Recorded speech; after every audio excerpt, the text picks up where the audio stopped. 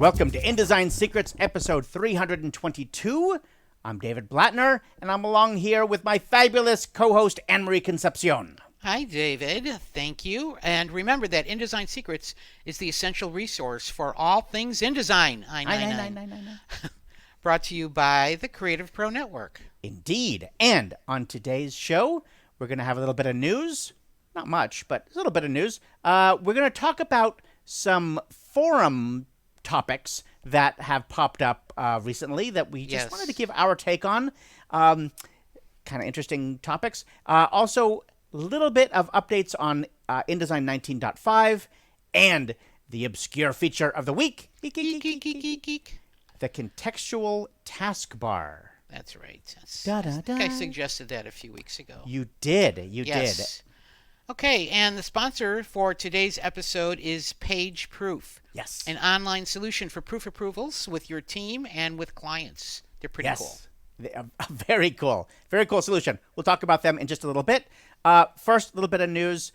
3 more online events coming this year. We had the Presentation Design Conference. We had the InDesign Along Document Summit. We had CreativePro Week. All of those have now passed, but we've got 3 more events. Don't miss them. The InDesign and Accessibility Summit is coming in October. Hot topic. Yes, super important topic.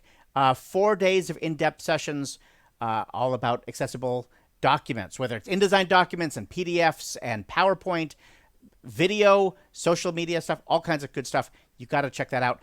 The Design and Marketing Summit is coming. I am actually really excited about this for lots of reasons. Love the topic. This idea of designers who need to learn more about marketing, marketers that need to learn more about design, but very excited because we've got a lot of great speakers, but 2 ones that just came on board. I'm so excited.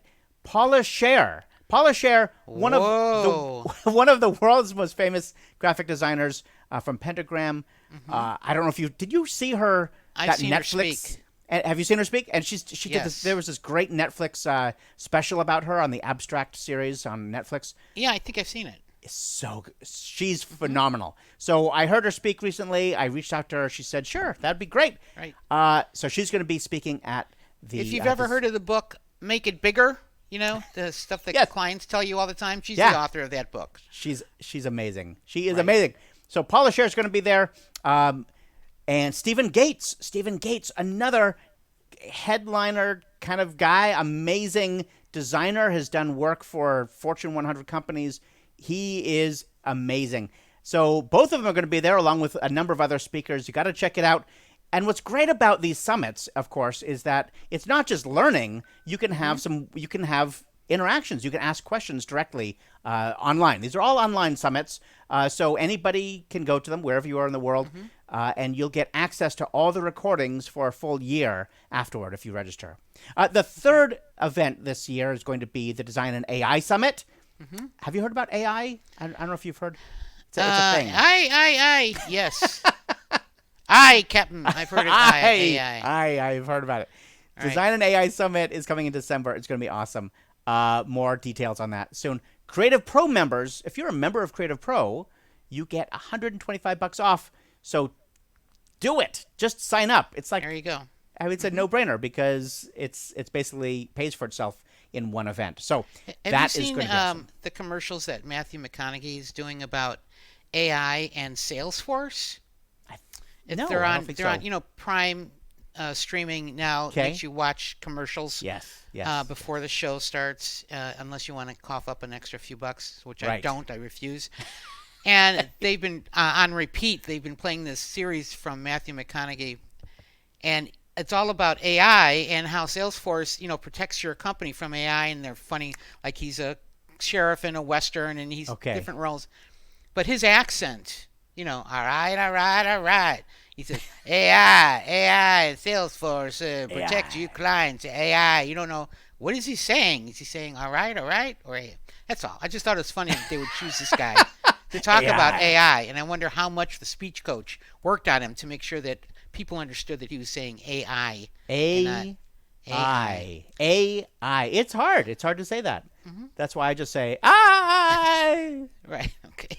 That's all. Anyway, sorry, I had to bring that up. Okay, and one more piece of news at the end. CreativePro magazine, the next issue has an article, or was it the one that just came out? Oh my gosh. Has an article that you got to check out. 25 years of great tips from CreativePro by Mike Rankin and Erica Gamet. Hi, Mike. Hi, Erica. Awesome article. 25 years of tips. Why? Because this is our 25th anniversary right now. This is our 25th anniversary of CreativePro. So everyone's saying happy birthday. You got your headphones on. Happy birthday. Nice. It's very exciting that we've been around for 25 years. So celebrate with us. Become a member. Come to our event. Check it out. Read that article. You're going to love it. That's all. Very nice. I think, I looked it up and I saw my name there from a tip from like 2003 or something. It's like, whoa, they're really amazing? reaching. Yeah, it is amazing. And They're really some reaching. of those tips are still Well, tips are still working. They are. They still work. They're still relevant. So Yeah. why not use them? Let's learn from the past. That's right. Love it. That's right. That's cool. So that's Okay. congratulations to CreativePro. That's wonderful. It is. It is. Okay. What do we The need to talk about? sponsor. Sponsor. PageProof. Sponsor is PageProof, as they were the sponsor last episode too. They're such wonderful people. It's an Adobe add-on, and you can do all of your proofing in one place. It's an extension that can get installed directly with InDesign, InCopy, Illustrator, Photoshop, Premiere Pro, and After Effects. And you just bring the comments and markup layered over your artwork files. You can mark off the changes that you've actioned as done while you're inside your design software. So no exporting to PDF and trying to figure out how to import the PDF comments. You do it right there in the documents. Pretty dang cool. It is. It's slick. It's great. And it's not just Adobe apps. We're talking about the Adobe apps, like InDesign, of course. But Right. it works. You can be doing email proofing or video proofing or Figma proofing, Excel proofing, anything. Anything you can get this stuff into PageProof. It is. You got to at least try it out. There's a free trial, pageproof.com. They have figured out how to do proofing and the approval process right. And it's slick for teams. That's true. It's really great. Check it out. Check it out. So in our InDesign Secrets forum on Facebook, and are these topics only from the Facebook group, David? These three are from the Facebook one. We have one for LinkedIn, right? Right, we have one for LinkedIn. I mean, we have a group on LinkedIn, but I don't know if any of these topics are. No. But I think it's amazing how quickly that Facebook group has grown. I just noticed it cracked 30,000 members. I remember when we celebrated when it went over 500. Yeah. So 30,000 members, that is quite amazing. And people post all sorts of excellent questions, and lots of experts are there who answer. So there's 3 of them that we chose based on they're interesting, and you also might have the same kind of question. And then we're going to put links to the original Facebook post with all of the comments in our show notes if you want to follow up for yourself and you want to add your own comment. But one of them was how to get text to sit outside of a text frame. I think Nolan Hames maybe wrote this one, That's and right. it was a Yes, great he did. question. And Nolan Haynes is the PowerPoint expert, Uh-huh. right? Presentation And, expert. Presentation design actually runs another podcast about presentation design, so we should put a link on that to that as well. Yeah, how do you get text outside of a text frame? He was trying to make charts with labels, but he wants the labels to be outside of the text frame. Right. And, he said PowerPoint can do that. Why can't InDesign people do that? Say that all the time. Right. And there's some hacky ways. You could click in front of the first letter of a paragraph, add a space, and then click to the left of that space and add negative tracking or kerning to get the text to sit to the left, outside on the left. You could use the story panel to kind of make a little bit of hanging punctuation. That doesn't work so well. The kerning, the massive kerning trick, will let you pull like one character or maybe one word outside to the left of the text frame. That is a hack. It's definitely a hack, but it can work. It's interesting, but that's just pushing out to the left. What Nolan was actually wanting was to push above, create something that goes above the text frame. So it's text that's in the text frame, but you need it to show up above the text frame, and it's kind of edge case, and not everyone needs to know that, but Right. it's a fascinating question because InDesign is really designed from the ground up to keep as much text inside the frame as possible. That's true. For engineering reasons, weird stuff can happen when things that are in a frame go outside the frame. And yet, there are some solutions to this. One of them is baseline shift. If Baseline you shift, yeah. you know you can like just select the entire first paragraph or something like that, and then apply baseline shift from the control panel. Just you want to bring it up a bit. Sorry, I'm typing the wrong one. There we go. Baseline shift, and but that doesn't really work for if you wanted to extend beyond the left edge or the right edge of a text frame. And the way that I remember laying out an annual report where we had this same issue, they wanted to highlight certain paragraphs, and this is before shading was available. And the only way that I could think of to highlight a paragraph would be to put it inside of a table, and then the table cell had a background color. That's what I did. Yeah, that's the old days. But then the type sort of ran up. They wanted the type to align with the text. With the other text, it's all fully justified. So the color had to extend beyond the left and right edge of the text frame so that you could still read the text. You following? Kinda. Okay. Anyway, the answer was to create, what we used to call an amoeba table. That is a single cell table. An amoeba table. Good. Create a single cell table. Put the copy inside that single cell. Set the table to be center aligned instead of left aligned, which it usually is. So you just click with your cursor to the left or right of the table boundaries and then go to the paragraph settings and change it to center aligned. And then you can drag the left and right edges out. And because table edges, table boundaries, the column guides can exceed the boundaries of the text frame. Yes. If you've ever tried placing an Excel table inside a column of text, and it's like, whoa, what just happened? Right. You've seen it for yourself. So that way, when it's center aligned, then the text will always stay centered, but you can move the table edges. I've done this before too for creating something that I needed in a table to the left edge of the text frame. Is I've made the table right aligned and then drag the left boundary outside the text frame.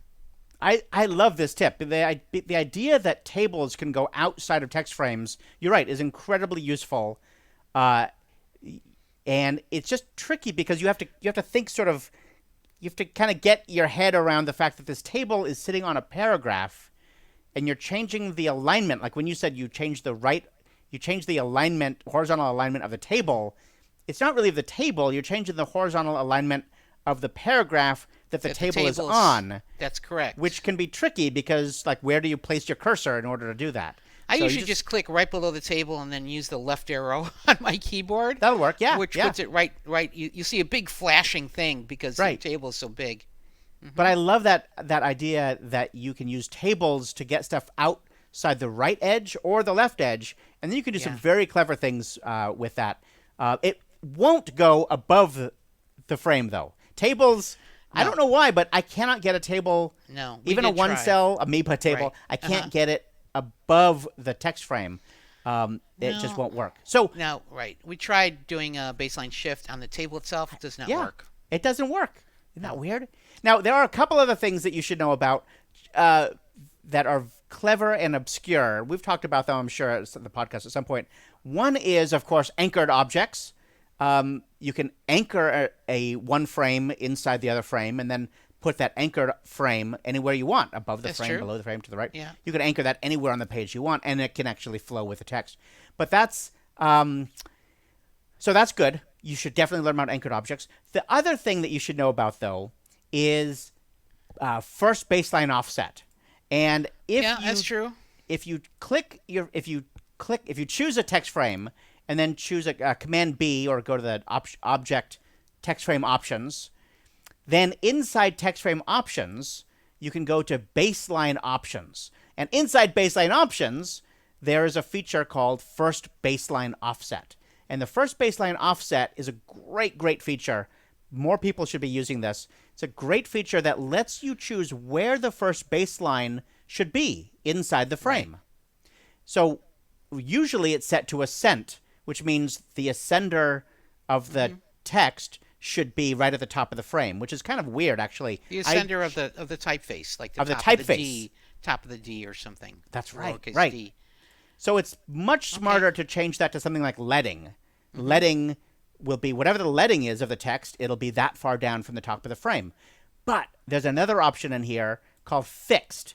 And if you set it to fixed, the first baseline, if you set it to fixed and you set the amount to 0, then that means set the baseline of the text to 0 from the top of the frame. And 0, of course, means put it right at the top of the frame. So the text actually pops out above the frame. When you set it to fixed and 0, the first baseline of the text will be at the top of the frame, not inside the frame. So that's just one more way. Just one line, though, right? Just one line of the text, the first line. It is the first line. Right. Okay. And then you use your trick to baseline shift. Cool. Then you baseline shift it up. All right. These are things that make the InDesign engineers cry, I think, when people start doing this stuff. Yes. These are all, hacks, they're workarounds, But Nolan was very happy to hear about the table thing because that solved his problem of how to extend text to the left and right. There's some clever stuff there. Yeah.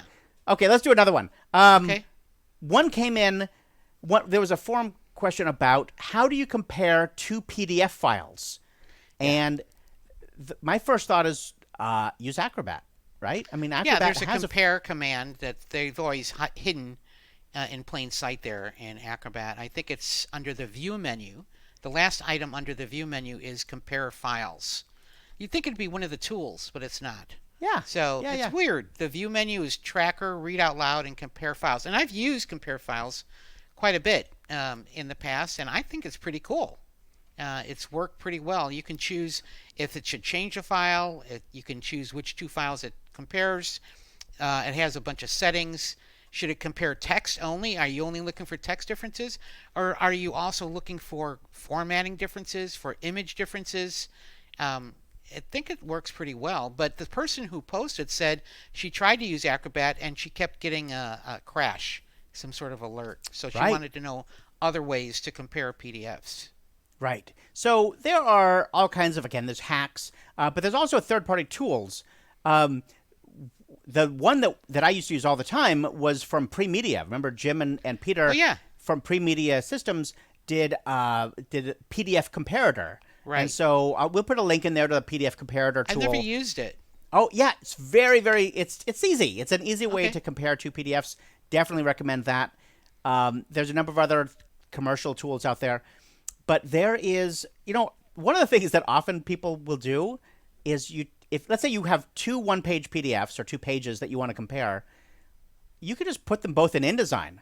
Place those pages in InDesign, put them on top of each other, and then use the effects panel to change the transparency effect. I love that. That's a great idea. And it's like holding up 2 pieces of paper to a light, right? Yes, holding them both up, but instead you're going to use InDesign as a light box. Yes, right. Excellent. And so if it's very subtle changes, you can change the effects. You can change the blending mode to difference. Oh, yeah. And you'll actually see the difference. Like you'll start seeing those are the differences. Everything will disappear except for those things. Yeah, I think I saw this on CSI Law and Order, where they were trying to compare 2 versions of a will or something like that. And there you go. Placed the PDFs into InDesign. And I was all excited that InDesign was on screen. Yes, InDesign is the way to. I mean, you could use Photoshop too, but I don't know why you do that.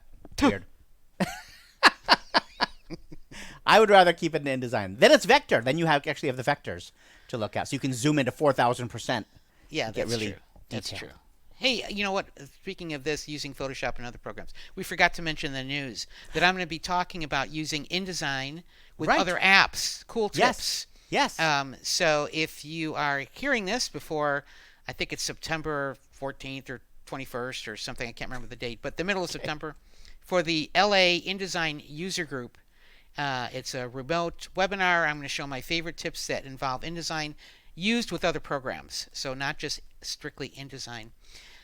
So it's going to be kind of fun, and I hope you can come. And there's a raffle and all sorts of fun stuff. Alan Bell, the organizer of the InDesign user group there, told me that it is, as far as he knows, it is the last InDesign specific user group in the world. Really? That's what he said. All the other ones have moved to Adobe user groups. Oh, just general Adobe. Right. Interesting. Yeah.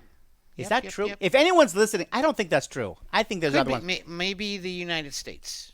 Maybe just the only InDesign one in the U.S. or the Los Angeles area. No, I know. I spoke to the Arizona one a couple months ago. I did a presentation, but they're also Adobe group. Oh, they're an they Adobe switched to group. Adobe. Interesting. Well, we like InDesign. Dang yes, go Give for us it, InDesign. Alan. Go for it, Alan. So there you go. It's September 19th. Thank you. I You're should know. welcome. Yeah, you should. All September 19th, Anne-Marie, be there. It's free. It's a free user group. Sign up for that. I love what the LA InDesign user group is doing. Oh, yeah. They have so many good topics. I don't Yes, know how they're getting all these great topics and great speakers, but I'm so glad that you're speaking there in September. Yeah. So, people should definitely sign up for that. Okay. Okay. All right. So back to our regular schedule program. Thank you. I don't know how we. All right. So missed we were that. talking about using it as a light table in InDesign, comparing two PDFs, just putting one on top of the other. Mwah, chef's kiss. I love that. Love that. Did you post that in the thread? I don't see it anymore. I don't think I did. It was great. We have secrets. These are InDesign secrets here. All right. You can't just post stuff to a. No, I would. Maybe I'll go back and do that. Yeah. You should. Topic number 3. Let's jump onto that. The background, I love this one. Somebody was saying I'm placing, all of a sudden, when I place a PDF, the background is no longer transparent. It's just white. And this is classic. This happens like at least several times a year. All of it, it'll happen to me. I'll be working along and all of a sudden I'm like, wait a minute, I just placed this. Why isn't it transparent? Right. And she was placing in Adobe Illustrator. Logo. She was pressing something from Adobe Illustrator, and it was showing up as with the ugly white behind the logo. And she was putting it on top of a picture. Yep. Why? Why can't it be transparent? So why does that happen, Anne-Marie? What's the deal? You have to pay extra on your monthly subscription to enable transparency. It's another $4.99 a month. That's right. It's not a bug, but Don't say that. Adobe could be listening. Adobe might do that. They'll start doing that, just like stupid Prime Video in their commercials. Anyway, Bob Levine, I think, was the first one to come in with the correct answer, and he said it's not a bug. You have to show options when you place the file and choose transparent background. And then once you do it, then other images that you place will have a transparent background automatically. Yep. So it's one of those sticky settings, and so in other words, you have to choose to show import options and make sure that transparent background is turned on, which drives me crazy because if it's transparent in Illustrator, you know that it has to be transparent in InDesign. Maybe. So, I mean, there are times that I have stuff. Why would you want it to have a white background? I don't know. It's just. That's where it is. There are times, that's the problem, is that there are times when I import a PDF or an Illustrator file, and I do want it to have an opaque background. And so every now and again, I'll go into Show Import Options, and I'll turn that checkbox off, and I'll place it. And then, 10 minutes later, I try and play something, and it's not transparent because, like you said, it's sticky. And so I'll be like, what happened? Why is it? Right. It's amazing how quickly we forget our own actions. I guess so. I can't. I remember placing an Illustrator file that had a transparent background in Illustrator, did not in InDesign, and I was positive it was filled with paper. So I kept selecting the image frame and checking the colors, but it wasn't filled with anything. So no, it's just that sticky little import option, transparent background. And here's the other way that it catches me up is it applies to importing from the CC library too. So oftentimes I'll drag stuff out of a CC library and I'll place it like a logo or something, and it'll have a white background or an opaque background. And I'll be, well, what happened? At some point I turned that checkbox off, and then everything is going to come in. Every vector file, so PDF, AI, or CC library vectors will come in with that background opaque. So now, Mike know. Witherall also contributed an idea to this thread, and Mike is an InDesign expert from the East Coast. Him and his wife run, I can't remember the name of their company, but he's got a bunch of great PDF cheat sheets on his website. And he said, turn off allow object level display settings. That way, when you set prefs to high quality display, everything comes in as a high quality display. Yes. What say you? Well, I think that's true.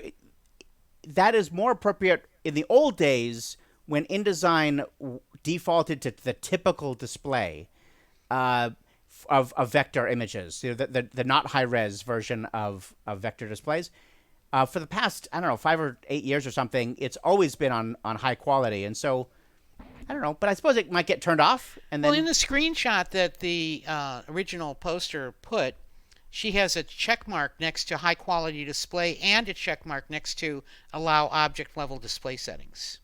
So he's saying if you turn off that second check mark, that it will come in as a high quality display without any with a transparent background. Well, no, I think it would still, if it was set to, if it's changed in import options, that setting won't affect it one way or the other. I really think this is primarily an import options question. I like what Mike was saying about, pay attention to are there object level display options being applied. That's true. But I don't think that would have changed whether the background's transparent or not in most cases. Did you know that there are keyboard shortcuts for high quality display, typical display, and fast display? I'm looking at the screenshot. I'm like, look at that. Did you know that? Control Alt H is high quality display. We must have known this because when we did that poster, when we did the keyboard shortcuts poster, I completely forgot. Yeah, look at that. That's all we need is Command Option Shift Z. All right, there we go. Okay, there you go. So now Learn you know. something new every day. That's correct. All right, so let's get back to. We should move on. Right. These are great. These are great things. Update on 19.5. You wanted to bring this up. Update about InDesign 19.5. Just one more thing about the forums, and that is, everyone should go to them. I mean, look, I understand that a lot of people don't like hanging out on Facebook. That's true. And it's sure that's fine. You don't have to go and get all political and get angry about everything. Right. But just for the groups. I group. refer people to the groups all the time. Like there is an excellent one for ebook production. There's an excellent one for InDesign scripting. If you need a script written, I mean, there's excellent groups there. And, of course, ours on InDesign. It's amazing. The InDesignSecrets group on Facebook, it's just some of the nicest people and the most helpful people.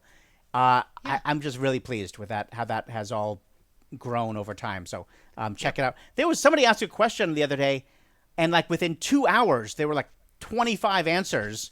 And I was reading through and like, wow, these are really good. So we just picked out a few that we were kind of interested in, but there are dozens. I mean, there's so many more things we could talk about. But anyway, we wanted to share those few things. Okay, now 19.5.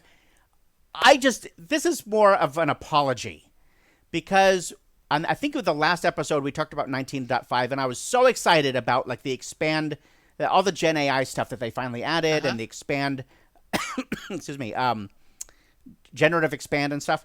So I got all excited and we talked about it and yay, everyone should go try this. And then I wrote a post about it. And then Mike Rankin and several other people were like, David, this does not work as well as you think. There are some real issues here. And so I just want to say, sorry. I got overexcited. Don't listen to David. Right. This was, here's the key.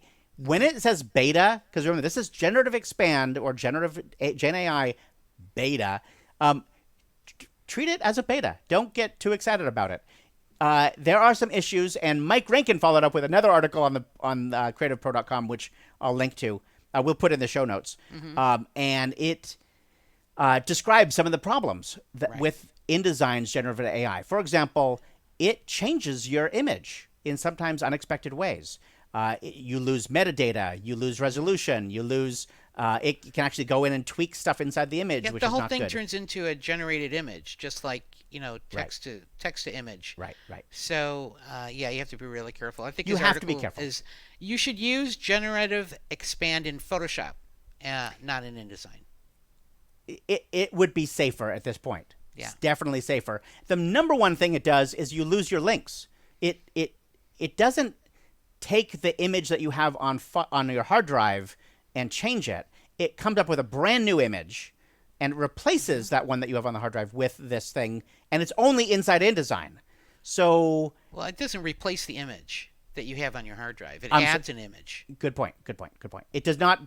It removes it from your InDesign document, so it's not linked to the one on the hard drive anymore. Right. That's what I meant to say. So you don't have links. You don't have links to work with anymore. So if somebody else is working on that file, they can't edit. So yeah, do it in Photoshop, then place it in InDesign. Probably a better workflow for now. That's all I wanted to say. Is a follow-up on 19.5. Yep. Okay. Sometimes I get overexcited. Okay.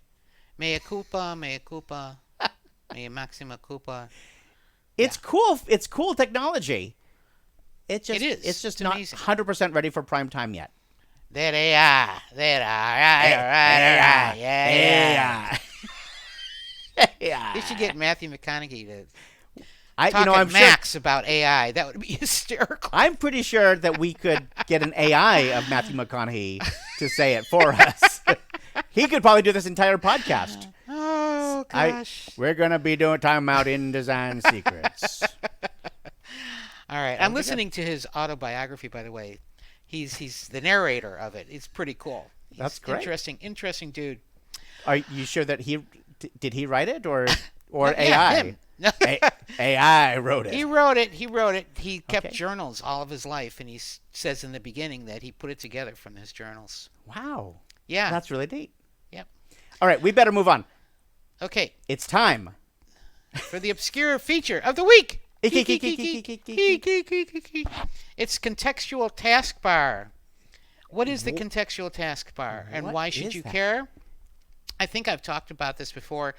That has to do with if you're using a later version of InDesign, every time you create an image frame or you click on an image frame, you get the stupid little thing that appears below the frame that says, hey, go ahead, add some text. Let's see what you get.